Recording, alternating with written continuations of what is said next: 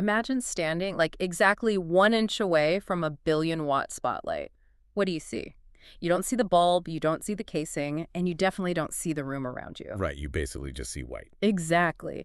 You are completely and utterly blinded by the sheer limitlessness of the light. Yeah, the absolute expansion of it essentially functions as darkness. I mean, your receptors physically cannot process it, so you register absolutely nothing at all. Right. So to see anything, you actually need a filter. Welcome to your custom-tailored deep dive into the source material.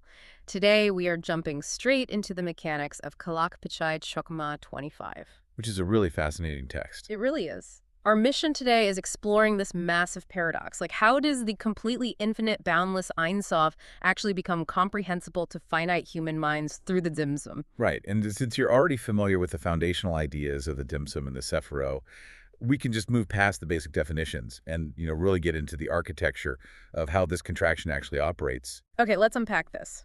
Mechanistically, before that divine contraction, the infinite nature of the Ein Sof made perception totally impossible. Totally impossible, yes. Because it's exactly like that billion-watt spotlight.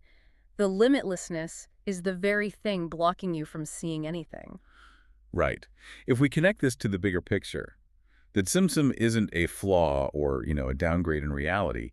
It is an absolute optical necessity. Wow, an optical necessity. I really like that. Yeah, because by stripping away that overwhelming infinite aspect, the bounded pathways, the Sefaria, can finally emerge into focus. So the limitation itself is what creates the visibility. But wait, logically, I am stuck on the mechanics of that. Because if you shrink a light source or throw a really thick shade over a spotlight, the visibility you get is usually just a side effect. The side effect of using the filter, yeah. Right. So are the Sefaria just an accidental byproduct of this divine contraction? Like the infinite got squeezed and oops, now finite minds just happen to be able to see it? Well, no, not at all. What is so fascinating here is the intent behind the mechanics.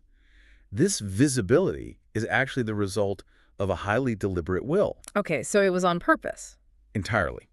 The supreme law specifically wanted to be apprehended by its creations. I mean, it was engineered for our perception. So it is not an accident at all. It's a calculated projection. Exactly. Think of the historical analogy of Moses coming down from Sinai. The people were physically overwhelmed, right? They literally couldn't look directly at his essence, his face. Right, it's just too much. Yeah, so they lowered their eyes and engaged only with his radiance. Mechanically, the Sephirot operate the exact same way. They are the essence itself. Oh, wow. They are a projected, deliberate radiance emitted entirely for our benefit, like scaled down to a frequency we can actually process. So what does this all mean for the actual substance of the light?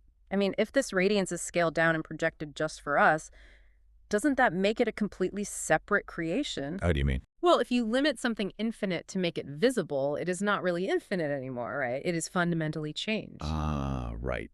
That is the ultimate paradox we are dealing with here, specifically regarding Ornetzel, or emanated light. Okay. See, drawing one thing completely out of another, like, say, cutting a piece of fabric from a larger bolt to make a smaller shirt, that is a physical, bodily concept.